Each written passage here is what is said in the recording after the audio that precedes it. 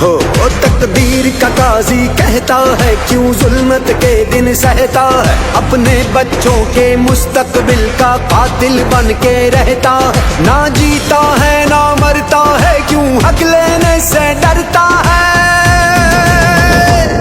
है हक हमारा, है हक हमारा, है हक हमारा, हम लेके रहेंगे, हम लेके रहेंगे, है हक हमारा आजादी, हम लेके रहेंगे आजादी, हम लेके रहेंगे आजादी।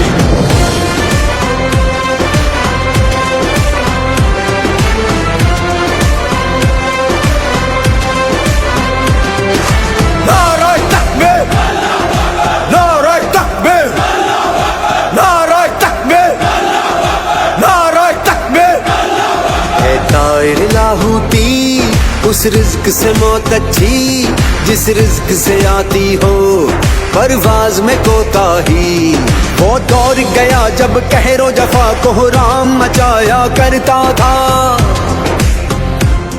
जब दस्ते सितम आवाजों को खामोश कराया करता था, जब अहले खिरद की सोचों पर एक खौफ का पहरा रहता था, जब जुल्म की हर यलगार